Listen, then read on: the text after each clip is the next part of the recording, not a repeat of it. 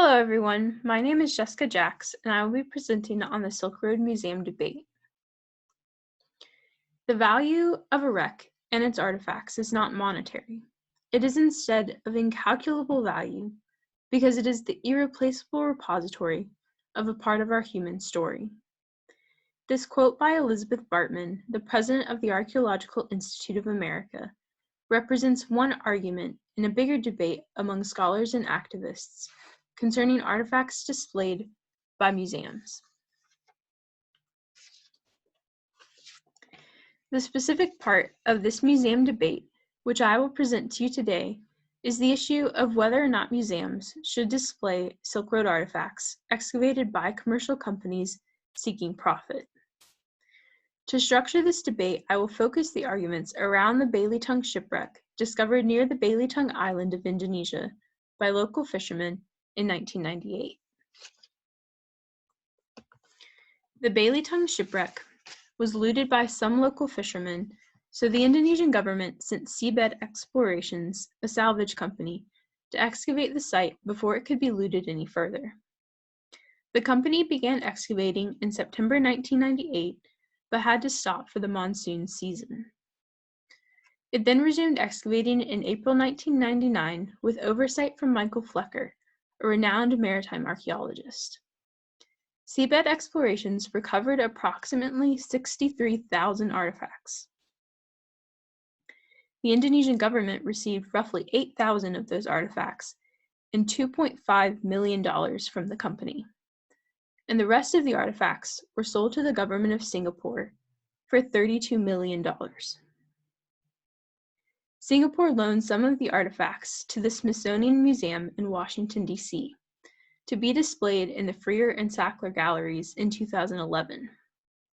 This Smithsonian display sparked a big debate over museums displaying commercially exploited artifacts. On this slide, the image at the right is a page of Michael Flecker's paper about the wreck in the International Journal of Nautical Archaeology. At the top left corner is a depiction of a 13th century Arab ship with a grapnel type hook, or a grapnel type anchor, like the one found in the wreck.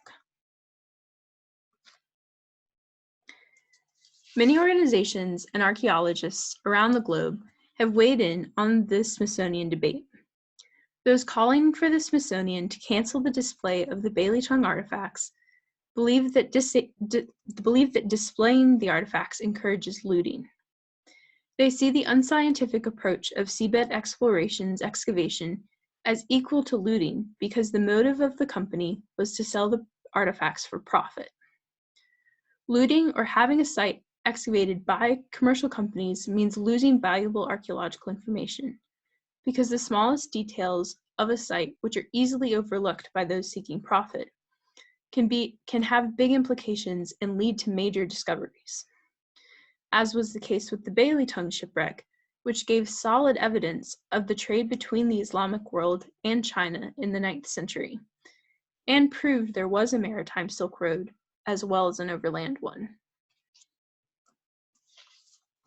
The president of the Archaeological Institute of America, Elizabeth Bartman, whom I quoted earlier, issued a statement stating that the AIA is opposed to the exhibition of artifacts that have been obtained from commercially exploited sites.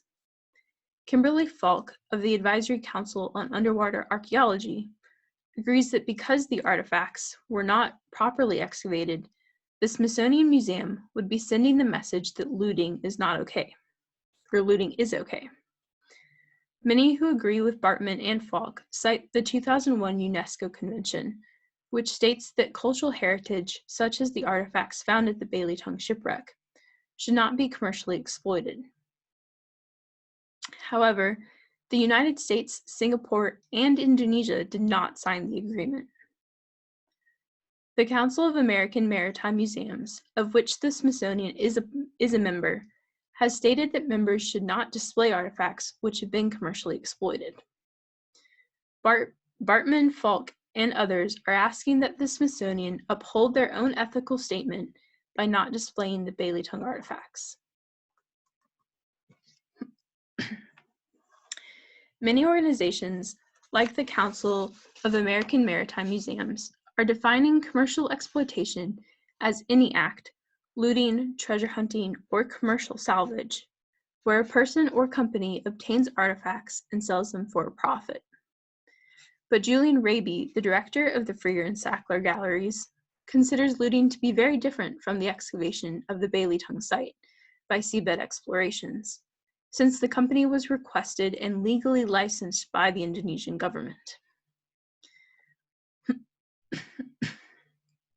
However, most organizations and archaeologists, and even Tilman Walter Fang, the head of seabed explorations, agree that the first phase of excavations was not ideal and would have benefited from oversight by archaeologists like Michael Flecker, who was called in to oversee the second phase of excavations. Yet without seabed explorations, the Belly Tongue shipwreck might still be at the bottom of the sea. Flecker reasons that in developing countries like Indonesia, it is best for archaeologists to cooperate with commercial companies because looting is a problem and the countries are poor and do not have the resources to properly excavate these sites. Raby and others such as Ford Bell, the director of the American Association of Museums, advocate for the Smithsonian using the Bailey Tongue display as a teachable moment to start a conversation about underwater cultural heritage and the potential loss of scientific discovery when profit takes precedent over knowledge. Otherwise, like Kaywin Feldman, the president of the Association of Museum Directors and president of Minneapolis Institute of Arts, believe that whatever the circumstances in which the artifacts were excavated, the Smithsonian has a duty to the public to display the artifacts and tell the story of the Bailey Tongue shipwreck and its importance in the history of the Silk Road. In the end, the activists who argued for the Smithsonian to not display the Bailey Tongue artifacts won.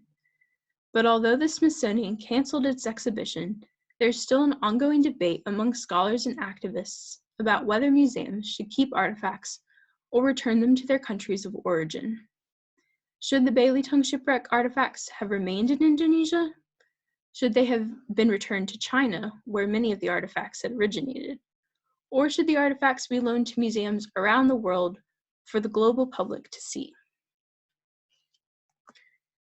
And the image to the left is of Chinese ceramics from the Tang Dynasty found in the shipwreck near the Bailey Tongue Island.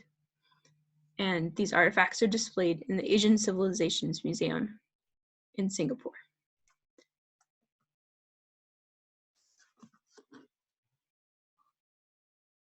Thank you.